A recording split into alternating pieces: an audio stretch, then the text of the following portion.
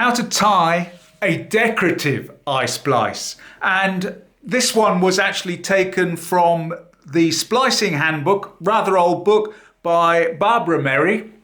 And to be honest, I like this little book, good little book to have.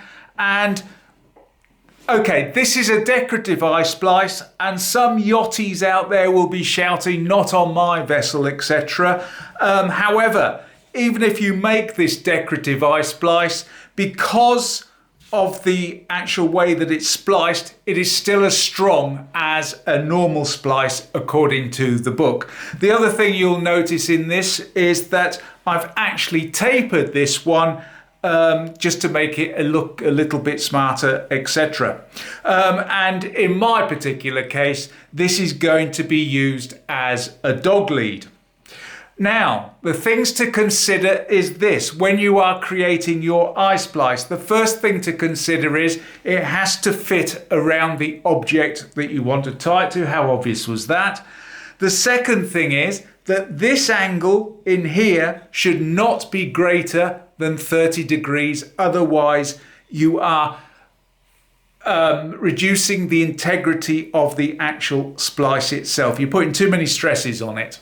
And then finally, on this particular eye splice, it's got 3 tucks because it is a natural fibre rope. However, if you're using it on a synthetic rope and it is for critical loads, etc., you will need a minimum of 5 tucks. So I've done 3 tucks, and then I've started to taper it down just to make it look a little bit more decorative, but that taper isn't going to do anything for the integrity of the actual splice itself, I would have thought.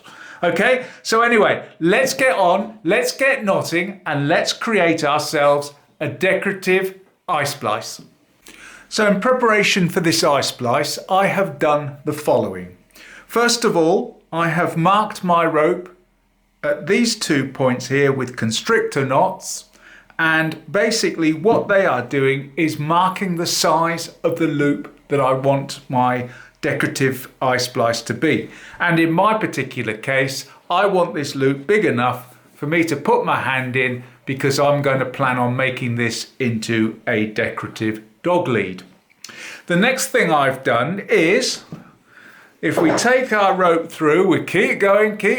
This is slightly cord hungry when you're actually doing it, simply for the fact is that you're doing, first of all, 1 tuck of a splice, and then in that you are tying yourself a nice little diamond knot, and then you're carrying on doing your splices. So what I've done here for my particular case is I have got 20 inches of rope on this top strand here, which I'm now going to go and unlay these 3 strands in preparation for actually starting our first tuck. The forehead heads are out of bounds until further notice due to cleaning.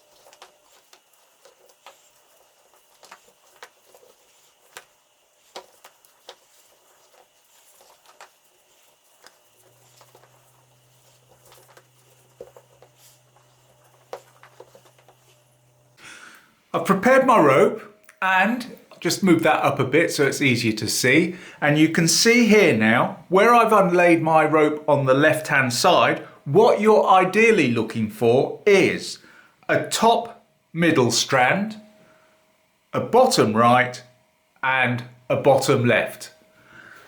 If it's not the same way as this, just turn it over. And just the next thing that you need to do is just make sure that when you hold your rope, it's nice and relaxed. There's no twists in it that'll make your eye splice become misshapen. And so the first thing that we need to do now is get on and do our first tuck. So what I'm going to do here is, on the right hand side, where my marker is, you'll see there's a top strand there, and what I'm going to do is just separate that top strand. So separate that top strand out. It will be a little bit on the tight side. Make sure you're not catching anything underneath, that's it. And then poke your spike or fid through. And once you've done that, we then take the right hand one, so the bottom right hand one on this side here, we take that and we pass that up underneath our Swedish fid. Can be a bit tight if you've got a hard lay rope, and once you've got it through, then just gently pull on it and bring your strand through. If it gets twisted on the left hand side, just untwist it a little bit, and then gradually as you pull through, there we go, pull it through nice and tight. We've now done the first bit of the tuck on our splice. Now I am using the professional eye splice method, so the next thing I want to do is continue with my first strand, and what I'm going to do is, you can see here it's coming out, and we want to go over the one underneath and then under that next one. So I'm just going to pull through, push through my Swedish fid, get hold of the end and pass that through at that point there, and then that will be our first tuck of this strand completed. Just make sure it doesn't get twisted too much as you're doing it, and then pull it through nice and tightly. Got a bit of a kink there, so take it back, pull that kink out. There we go, and then pull it up nice and tight, and there we have it. Our first strand has now been tucked. Now, with the second strand, so this is the second strand that we're going to use. And what we're going to do this time, and this was the top middle strand, and what we're going to do now is, just here, you can see there's a strand directly underneath it. We want to go over that strand and then under this one here. So take your Swedish fid through, pass it through, give it space to actually go through, and then put your end through, push it through, and then start taking up all the slack. Just make sure it doesn't kink too much as you're pulling it through.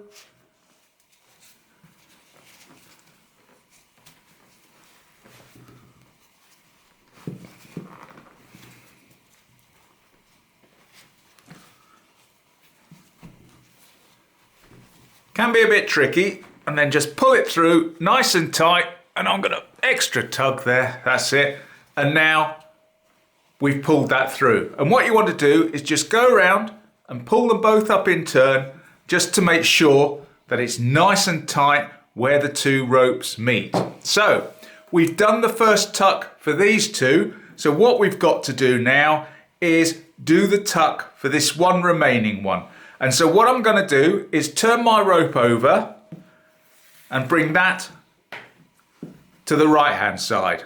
And then finally, you'll see here, we've got one strand here that isn't doing anything at the moment. So this is coming from this main rope here. No, it's not, sorry, it's coming from this rope here. That strand now needs this one taking through it. And to do that, we pass our Swedish fid underneath that strand, and this time we take that strand and pass it over everything and then through that gap that we've created there, and then pull through the excess.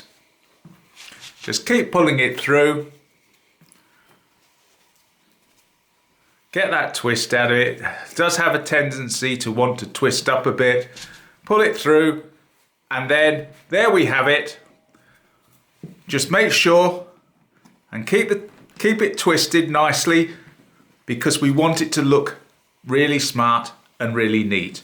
And so now when we turn this all over, just give it a good squeeze, make it fall into place the way that you want it.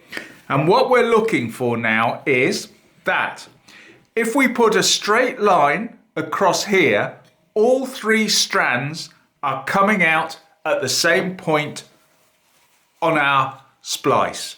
If you find one is higher than the other, you've probably done something wrong, and what you want to do is just undo it and then make sure it's coming out at the right point. And so there we have it. That is the first tuck done. Next bit is we're going to put in our doubled diamond knot, or personally I know this as a foot rope knot. So let's get on and do that. Right, so you can see where our splices, our tucks have exited, and the next thing we want to do in order to create this into a double diamond knot, we need to first of all put our rope on end like so, and then once we've done that, we're then going to put into that a crown knot. And I'm just making sure it stays twisted.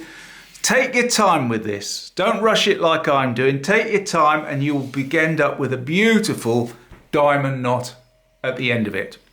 So I'm going to take my first lead. I'm taking the back one here and I'm passing it over my second lead. And the important thing to remember is keep that loop there. Take my second lead and then just twist it as we go along and pass it over my third lead. The third lead then goes around, it passes underneath the main body of the rope, and then it goes down through that point there, and then just gently pull it up nice and tight, and then you'll see what we've done here now is we've tied ourselves a nice little crown knot. Okay, just pulled it up tight a bit. Next thing I'm going to do now is I'm going to turn it over so that the loop is uppermost, and then just pull our strands through so they're equidistant apart. And then we're just going to repeat that procedure again.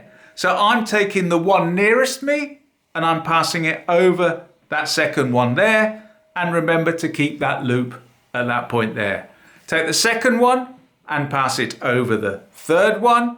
Take the third one, and this time the third one goes over and down through that loop. And then just pull it up nice and gently, dress it smartly, and now you can see we're starting, as I just gently pull on that, you'll now see that we're starting to see a nice crown knot, or a diamond knot, sorry, starting to appear at that point there.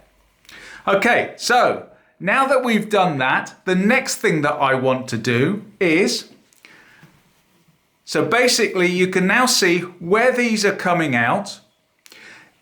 Underneath it is another rope. And what we want to do now is follow that rope round. So I'm going to follow that rope round, and you can see that as I follow it round, it wants to come out through there. So I'm just going to follow that rope round and tuck it down at that point there. And then just gently pull it through, twisting at the same time to keep the lay of the rope as smart as possible. I then move around to my next one. So my next strand is coming out here. There's the rope underneath it. So what we're doing is going parallel with that rope. And this time we're going to pass it down through 2. And then just put your Swedish fid, or just push it through. It shouldn't be too tight. And pass that through. And there we have it. We now have our second one done. And then we've got one final strand here. This final strand here, you can see underneath it is the original turn. And what we're going to do is just follow that round and pass it through and then tuck it down at that point there. So now that we've done that, what you can do is go round and twist it up nicely, and what you're looking for is that it's starting to turn into a rather nice, pleasing diamond shape. Right, so now that we've done that, before we actually go ahead and tighten it, our 3 strands are here, and you'll see here now that the strand, our loose strand here, is coming above this one here. And what we want to do now is just allow it to follow round, and then where it follows it round, just poke your fid up through the middle of your diamond knot, and then pass that lead through, and just gently pull it through, and then we have one now up in the middle. We take our next strand, which is this one here, and what we're doing now is we're following that one round. So what we do now is pass it down through the middle, find your middle, oh, bit tricky at times, find your middle, pass it through, and then gently pull on it, and we've now done our second one. And then finally, the third one, once again, there's the lead going down. So what we want to do is just form a gap at this point here, allow it to come through, and then once we've done that, take our lead and pass it up through the middle, and there we have it. We have in effect created our, and just make sure your leads are coming out equidistant at the other side there, and you can now see here that we have now formed a rather pleasing looking diamond knot. And if I wasn't so rushed, I would just go back and make sure that these twists and loose ends are taken out of it.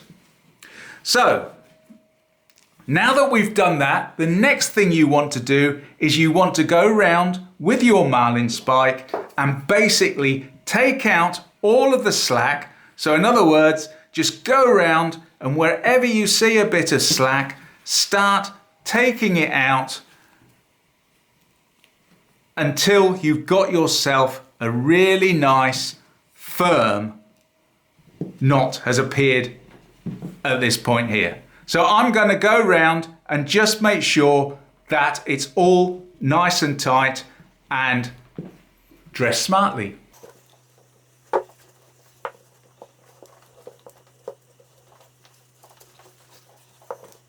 I rotate flight deck.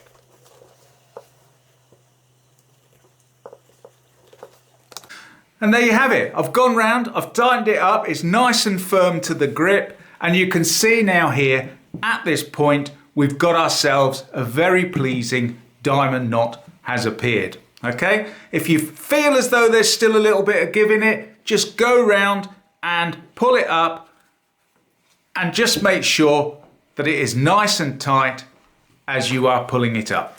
Okay, so the other thing we need to make sure now as well is that where these 3 strands come out at this point here, what we need to do now is make sure that they're equidistant apart, and then what we're going to do now is go on and we're going to put a further 2 full tucks in here, because this is a natural fibre rope. We only need a maximum of 3 tucks for the security, but if it's a synthetic rope, you will need to put in an extra 4 tucks to give you a total of 5 tucks on your actual splice. So let's get on now and do the splicing of this. So we now need to carry on with our splicing, and so the first thing I'm going to do is I'm going to take hold of my first lead and I'm going to allow it to pass over that one and underneath this one. Just push your Swedish fid through and then take your lead through, and there we go. We've done our first tuck, or sorry, second tuck on our first lead. And then what I'm doing now is I'm going to go round, and you can see here now that it wants to pass over that one. So I'm going to go underneath that one, pass my Swedish fid through, allow it to pass through at that point there.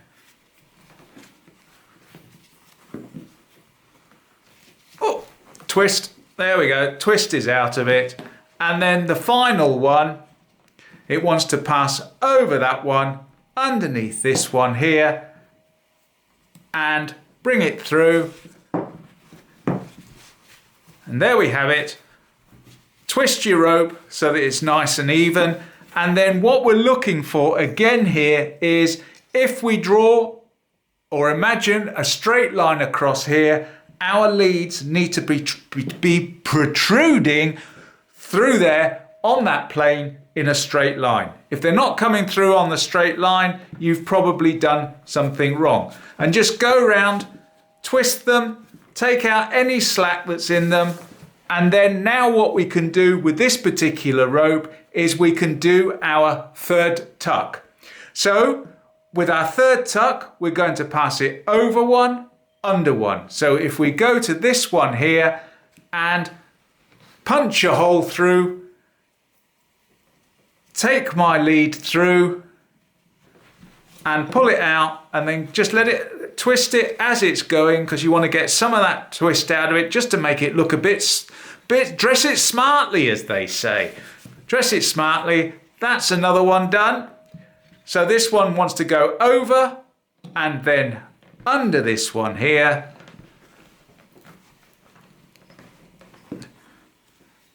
Pass it through. Could do with a bit more. There we go. Sometimes it's a bit tight. And then pull that through. Don't let it kink up. There we go. And then finally, our third lead here, it basically wants to go over that one and under this one, punch it through, feed it through, take out the twists and the turns, and then dress it smartly, and there we have it. We've now, in a sense, for security purposes, for this particular rope, because it's natural fibre, we've done one tuck at the top there, and we've done a further 2 tucks down here, and so we have made sure that it's at its maximum security. So what can we do now? Well, as this is sort of a decorative one, the next thing that you can do is we can start to taper this. And to taper this, we do the following.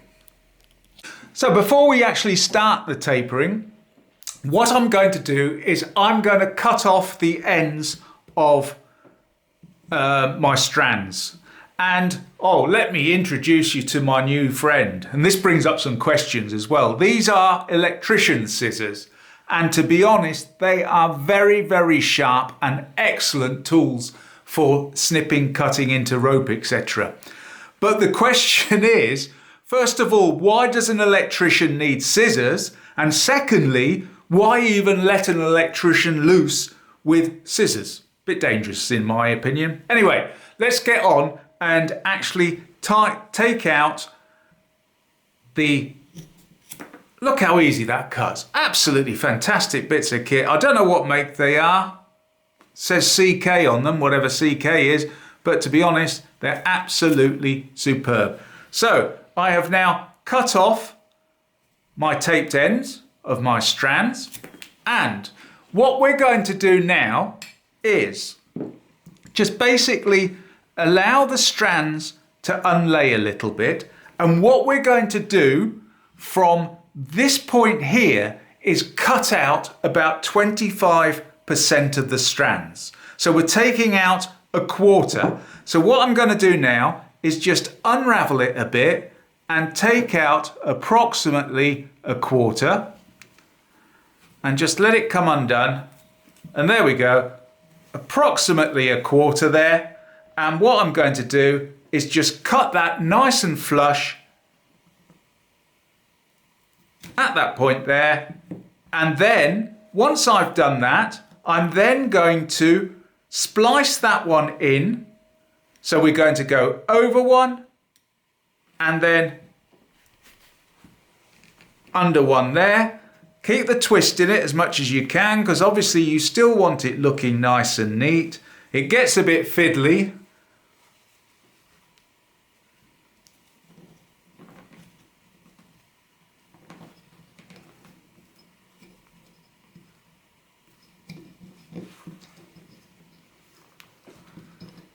There we go, pull it out, and then we have another tuck, but this time it is less than the previous tuck. And so what I'm going to do is go around to this one now. I'm going to cut out 50%, give it a tuck, go to the next one, cut out 50% and give it another tuck. And there you have it. I've taken out, or I've done it to all three strands now, taken out 25%-ish, and what we now do is take out another 25%. However, the less you take out, the more gentle your taper will be, and the more you take out, the more it will taper in faster and quicker. And so once again, I'm going to take out approximately 25%. So just separate my strands here, and let's say, for example, choose these ones here. So take those ones, cut them flush, and then what I'm going to do now is just go and tuck these ones down and just get it nice and flush so they're not sticking out. And you can see, look how sharp these scissors are. Why electricians need these, I don't know. And also, if you work with Dyneema, absolutely superb, because I've been struggling with Dyneema and these have turned out to be absolutely superb. So anyway, so I've got a thinner set of strands there. So I'm going to take it over that one, underneath this one here. So punch my way through, if I can actually get my way through. There we go. And then sometimes it's best to just fold them and push them through, because it does get fiddlier as you go along, and then pull it through. And you can see now here, we've got even less strands on that one. And so I'm just going to go round and keep doing that until I cut them flush, and then we're finished. And look at the absolute mess that I've created. But you can see here now that, maybe you can't see it in the camera, but we've got a lovely taper now going on. And I eventually got down to 2 strands at about this point here and cut them flush. And so there we have it. We now have 1 in number, nice, decorative eye splice. The only final thing that you need to do is basically, at this point here, take out your 2 bits of constrictor knot that were holding it together. You can take it out earlier as well if you want, but as you can see, we've now got ourselves not only a decorative, but it's still a strong eye splice. Also, just to show you, this is how much I ended up cutting out in the end, and in fact there's still a bit over here. So you're taking out quite a lot as you are actually tapering it.